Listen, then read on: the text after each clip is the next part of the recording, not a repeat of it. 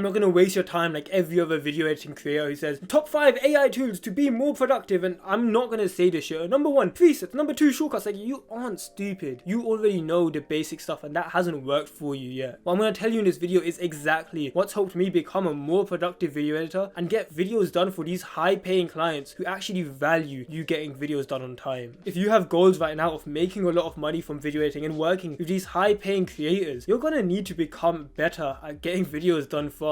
These guys are businesses at the end of the day, and they value their time. So in this video, I'm going to share exactly what works. The first way to become more productive as a video editor is to edit in deep work blocks. Deep work is where you work in this undistracted environment in a way that you can enter what's called a flow state, a deep work state. Because let's be real, right now your work sessions, what do they look like? It's you opening up Premiere, you've got a Discord tab open. It's not open right now, but it's just in the little taskbar. Sometimes you're kind of tempted to open it, quickly check a few messages, oh, go back to editing, and now you got open Twitter, you know, just checking if a client's messaging you back. You've got all these distractions that are coming in the way. I remember I used to have work sessions like this, and in my head it didn't feel that bad. It's like, it's a 5-10 second little Twitter check. It's like, it's not too big of a deal. The problem is these small distractions, they have a lot larger costs than you think.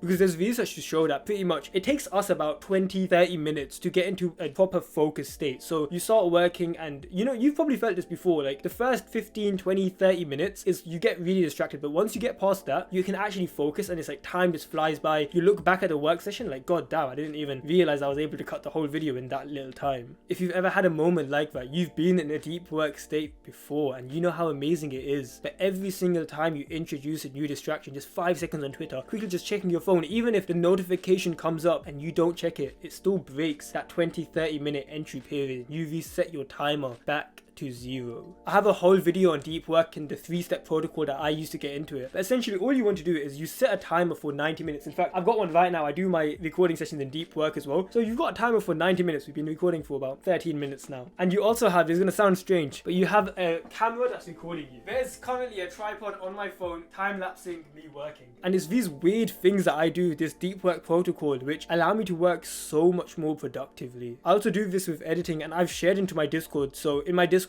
we have like a deep work channel, which is called like editing sessions, and you'll be able to post your recordings in there. The reason it works, it leverages accountability. Just think about it, right? When you're in your own room, you're kind of working, no one's here to look at you. You don't feel as bad when you're opening up Twitter and you're going on Discord just for a few seconds. But if your client, the guy that you're working for, was looking over your shoulder and staring at your screen, you probably wouldn't feel like opening Discord or Twitter anymore, would you? And of course, it isn't exactly like physically possible for us to get your client from Florida and bring him over to look at you while you're working. But what we can do instead is use like the sort of virtual accountability. That's why we record ourselves while we're working. It's almost like this feeling of a big brother looking at you. All you want to do, I can't bring my phone now because it's recording. You want to go into the time-lapse mode, so when it like speeds up the footage automatically, so it takes up less storage, and just record it, place it somewhere in your room. It doesn't need to be on a tripod. You can lay it against your bed. It's not about the production quality. All that matters is you're able to see your screen and you, and then you post it into our Discord server where you're able to like show whether you've had a productive session or not. What's really important is that even if you didn't have a perfect session, you still post it. If you're serious about becoming more productive, if you actually want to work with these large creators and you want them to take you seriously, you need to take your productivity seriously, and it's by taking actionable steps like these. So the next time you work, you're editing, record yourself in time lapse and then send it into our Discord and just tell me how much better you work.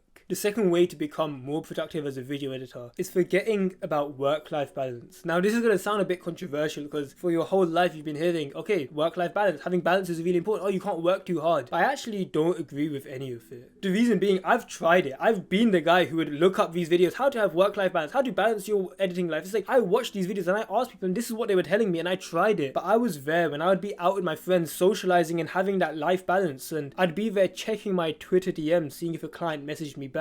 Instead of enjoying myself with the people around me, the people that I love, my friends, I was stuck in my own head thinking about work.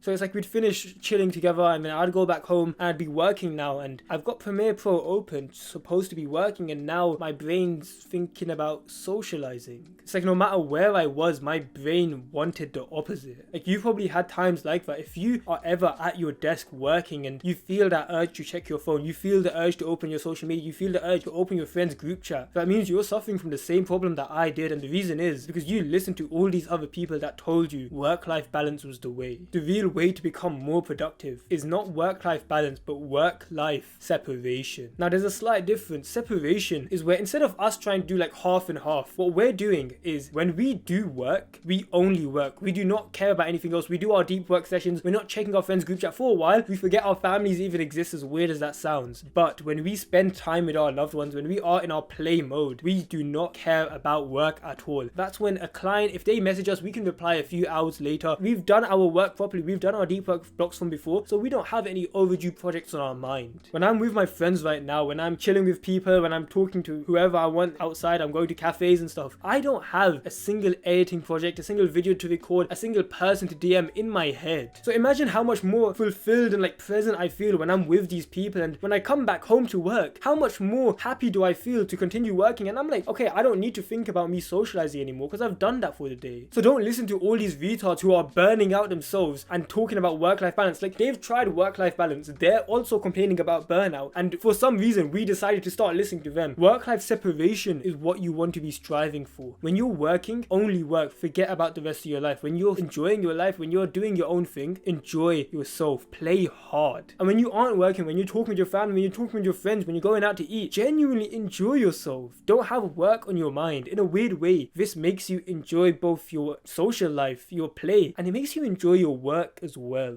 And the third way to become more productive as a video editor is excellence in all areas. So this is a quote that I heard from Sam Ovens. Sam Ovens, I think he's worth about 10 million, another amazing entrepreneur. If you haven't heard of him, go watch his videos, he's fucking sick. And he has this quote which is excellence in all areas. I want you to think back to the last time you had some sort of like productivity rut, some time where you felt super unproductive and like your editing work just wasn't getting done. Now I want you to think about your productivity not only in your work, but the other areas of your life as well. If you're in school right now, how are you doing in school? Like, this sounds a bit weird, but are you studying for that as well? Look around your room right now. What's the state of your room saying? Are there random clothes lying around? Is everything a mess? Is your bed even made? Like, if you genuinely look down at your clothes right now, if you like fucking smell onto your armpit, like, bro, do you like fucking kind of stink a bit? Do you need to have a shower? Like, there's like one kid fucking smelling his armpit while watching this video right now. But what this quote really means, excellence in all areas, is that when we struggle in our work life, so us editing, we're struggling to build good productive habits here, it's usually because there's other areas of our life that habits are falling apart. Because you might think that, oh, your bed being made has nothing to do with your productivity. My room being messy, why would that matter? It's like, these things don't seem correlated. But just think about the type of person that you would be if you had a cleaner room. If you had a tidy room and you knew yourself, like, you could tell yourself in your head, like, yes, I am a tidy person, you would probably be more likely to tell yourself, yes, I'm a productive person. You would kind of form that identity. So a messy room person would probably be messy, like, head person while they're working. They'd be the guy that's trying to check Twitter, check Discord, disorganized, just like their room. So I know this is really strange advice for a productivity video about video editing, but it's what's helped me. It's like, a lot of the time when I'm being unproductive, bro, I go have a shower. Like, this sounds weird as fuck. I go have a shower, I put on like a fresh set of clothes, and I put cologne on. Like, I deadass put like perfume on just so I can smell good. You cannot smell me right now, but I'll still smell good because it just makes me more confident. It makes me work better. I feel like, oh, I'm a clean, put together person. That means I am a productive person as well. I'll work better. So literally straight after this video, this is an actionable step, and you can comment this. If you feel like when your room is tidy, you work better, go try that and just tell me if it works, because I promise you, this is the shit that like school will never teach you, because it sounds weird, but it's these weird productivity habits and like understanding deep work, understanding, oh yeah, your environment affects how you work, that you were never taught. Not because nobody like hid it from you, but they didn't really care.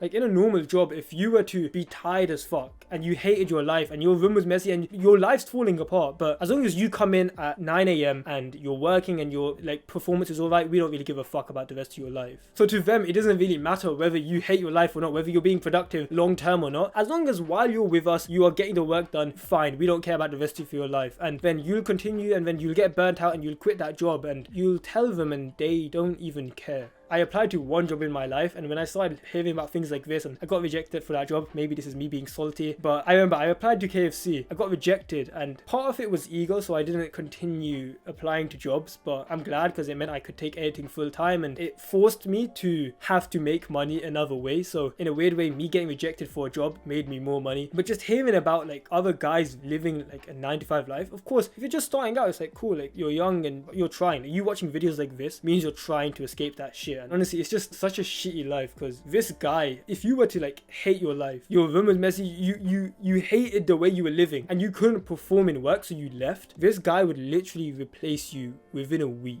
Sure, they might give you like a chocolate bar to be like, oh, we're so sorry to see you leave, and it's like the week later they forgot you even exist. The reason I love entrepreneurship is, in a weird way, it gives you full responsibility. You're watching a video right now about deep work, productivity, how to make sure that you're working as good as you can, which I'm so proud of you for doing, bro. Nobody else your age watches videos like these. And the beauty about entrepreneurship is there's two very definitive paths that people go down. Either they can watch videos like these, or most people don't, but they can watch videos like these and not take action, or you take action and you will reap the benefits of that. You'll be loved by the people that you work with. Your work will be fulfilling. It no longer feels like a job, and it goes back to you doing it for fun, but this time you're making a life-changing amount of money from it. The reason I share these lessons online is because editing has genuinely changed my life, and to see other guys, other editors that I help, that I coach, and I make videos for, so you watching this now, seeing the progress you boys make, like, it's genuinely fulfilling to me to know I've done it and now I'm helping someone else do it. So if that's something you're interested in, you can join us. Scroll down right now, click the red subscribe button. You can watch this video here. I think that's something you like, and yeah, take care. Peace.